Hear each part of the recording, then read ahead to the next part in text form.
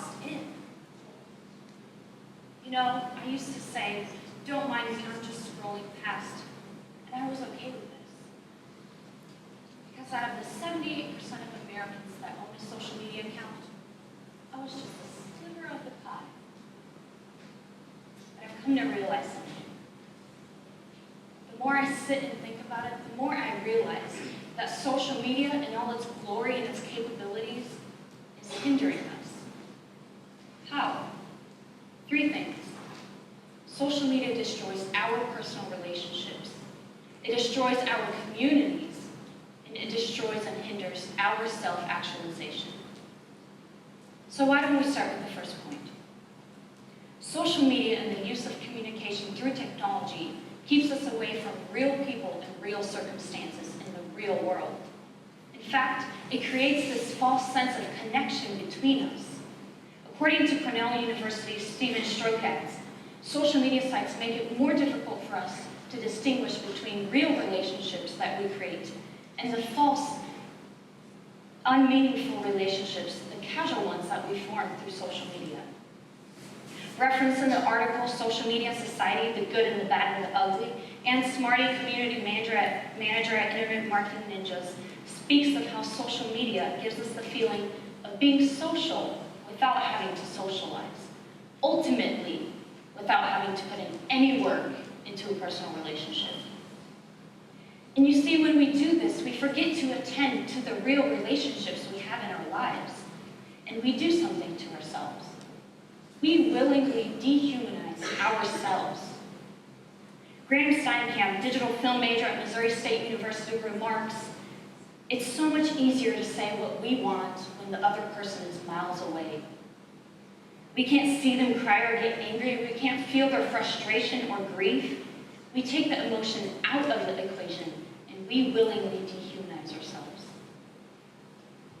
Smarty also comments on this dehumanization, stating that while out doing something in the real world, it shows a real problem with distraction in today's society when we check our social media accounts. Social media does affect our personal relationships. But let's take it one step further.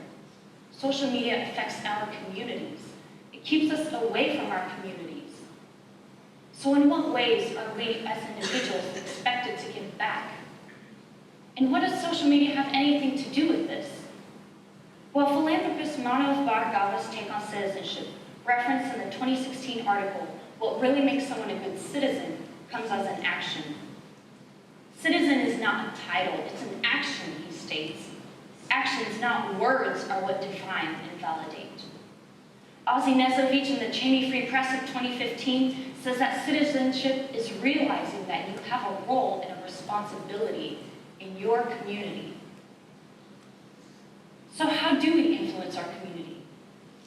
Well, to be able to influence our community, we have to be individually developed.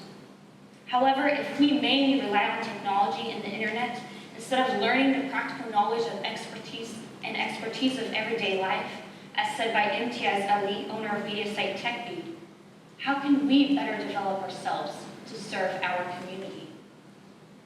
In fact, the funny thing is that we choose to stray away from situations in our community that develop us. But these moments of tension are just as important as every other moment we have. By avoiding these, we are not able to grow and develop as citizens and build skills such as conflict managing skills that we need as cohesive citizens. Social media affects our personal relationships. It affects our community. But the most thing it does is it affects us. It inhibits our need and our motivation for self-actualization. And it has shown that extended use of social media has a direct negative impact on our personal self-esteem. Author Hannah Krasnova from the Institute of Information Systems at Humboldt University says that roughly 1 in 3 people surveyed felt lonely, frustrated, or angry after spending 1 hour on Facebook due to comparing themselves to their friends. In a study done by Anita Whiting and David Williams in 2013, Whitings and Williams found that the main reasons for social media use ultimately fell under the umbrella of the desire for pleasure.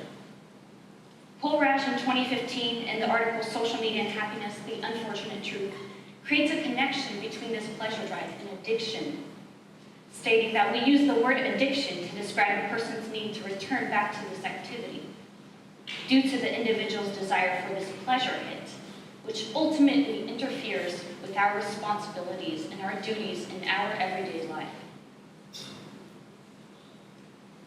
You know what's funny? Because we do this so often. We are so enamored and so enraptured by social media that we choose to live vicariously through our Pinterest bucket list boards of all things, instead of going out and doing these things in the real world.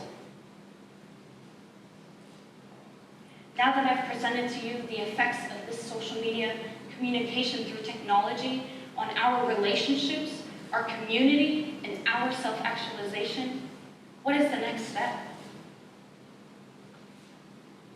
We, you and I, we are victims every day. Because we choose to be. We are victims of constant chatter, endless pixels stuck on screens, because we choose to be. Boxed in because we choose to be. And I know you used to say, don't mind me, I'm just scrolling past. Well, what I'm trying to tell you, what I want you to realize, is that it doesn't have to be this way. We can create our relationships, our personal relationships in our lives. We can give back to our communities, and we can fill our personal needs and be self-actualized. But it takes one thing.